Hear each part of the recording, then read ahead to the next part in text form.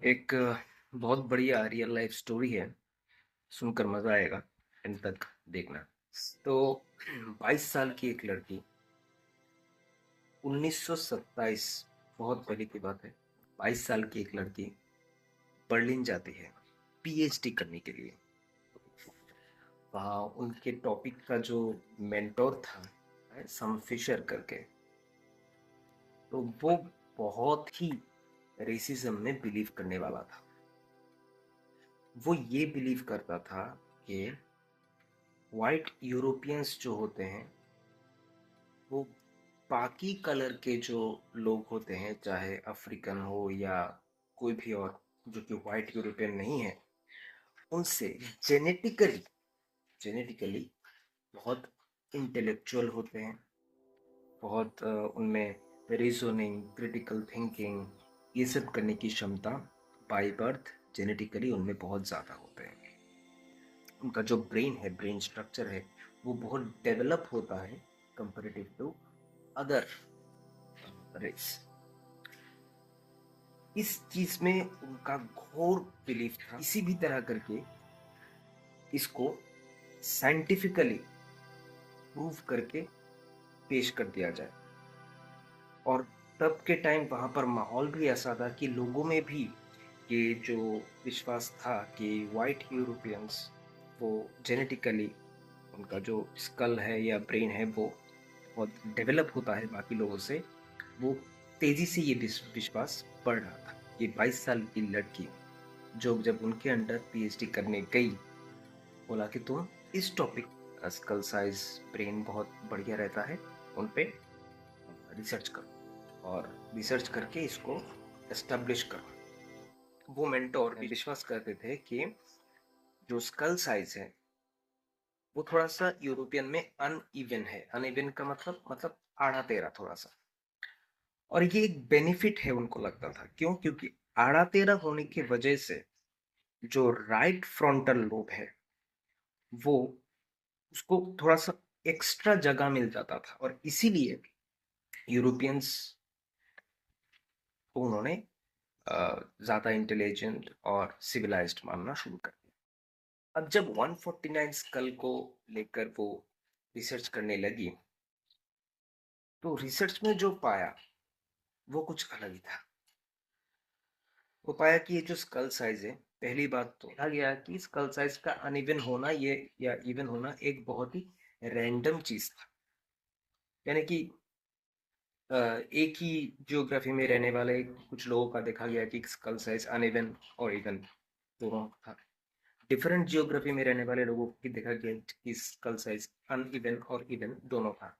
उन्होंने पाया ये चीज तो रैंडम है, और दूसरी बात, इससे ऐसा कुछ फर्क नहीं पड़ रहा कि इंटेलिजेंट होना या ना होना।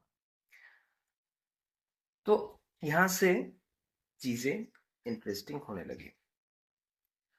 अगर अगर मान लो, आप ऑनेस्टली बताओ, अगर आप उस लड़की की जगह होते तो आप क्या करते? आपके मेंटोर ने बोला है कि एक्स प्रूफ करो, और आप उसी मेंटोर के अंडर काम करते हुए क्या कहती कि no no no no, it's not ex, it's anti ex. लेकिन उस लड़की ने ट्रुथ और फैक्ट्स को चुना। वो चाहती तो चीजों को मैनिपुलेट कर सकती, बिल्कुल कर सकती, मैनिपुलेट करके, डेटा को ऊपर नीच करके, बिल्कुल अपने मेंटोर की जो बिलीफ है उसको एक साइंटिफिक ढांचा दे करके बहुत अच्छे ग्रेड के साथ पीएचडी हासिल कर सकती थी। लेकिन वो लड़की ने ट्रुथ को चुना, फैक्ट्स को चुना, और मेंटोर को ये बात बताई कि नहीं, ऐसा कुछ है नहीं खास कुछ। तब स्वाभाविक मेंटर को मेंटर तो ईगो में आ गए और बहुत रिवेंज मेंटेलिटी पे चले गए। उनको लगा कि मामला तो बिगड़ रहा है। लेकिन वो लड़की भी कम नहीं थी।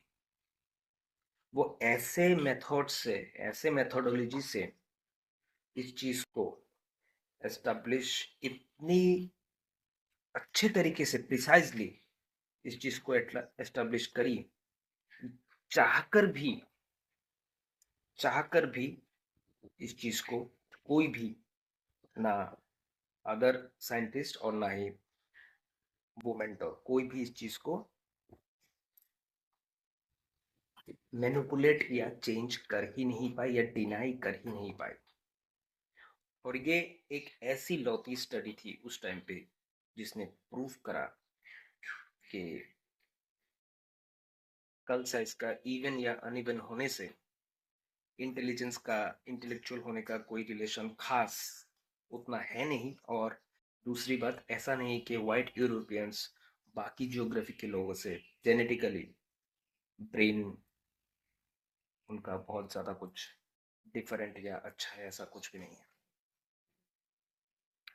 पर जिनका माइंड हमेशा ईगो से भरा रहता है और ट्रुथ से ज़्यादा अपना ओपिनियन को एस्टेब्लिश करने में लगे पड़े रहते हैं,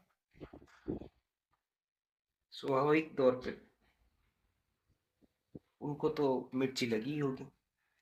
तो मेंटोर ने उस लड़की की पीएचडी तो रोक नहीं पाई, लेकिन सबसे कम लोएस्ट ग्रेड में उसको पीएचडी देके विदा करा।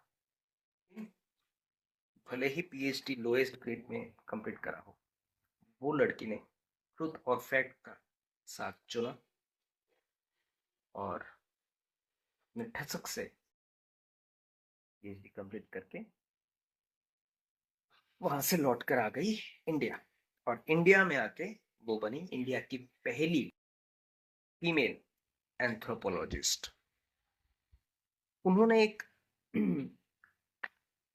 लिटरेचर भी लिखी, उसका नाम था युगांत, यानी कि एंड ऑफ एन एरा, एक युग का अंत, युगांत। उसमें उन्होंने महाभारत के जो कैरेक्टर्स हैं या महाभारत की जो घटनाएं हैं उनको एक डिफरेंट एंगल से, एक रैशनल व्यू में, जहां पर हर एक कैरेक्टर का एक गुड साइड, बैड साइड, तब के टाइम का सोशियो पॉलिटिकल, सोशियो इकोनॉमिक हालचाल, ये सब क्रिटिसिज्म, सब कुछ उन्होंने एक रैशनल और क्रिटिकल थिंकिंग के पॉइंट ऑफ व्यू से, ह्यूमैनिस्टिक पॉइंट ऑफ व्यू से उनको एक अलग एंगल से, और इसके लिए उनको 1968 पे, 1968 पे साहित्य अकादमी अवार्ड भी मिला, जो कि एक बहुत बड़ा, इनफैक्ट हाईएस्ट, साहित्य में हाईएस्ट सम्मान होता है। तो आप कमेंट में बताओ कि आप उन्हें जानते हो, अगर हाँ तो नाम बताओ, अगर नहीं तो नो बताओ, मैं बोल दूंगा। और स्टोरी कैसी लगी ये बताओ।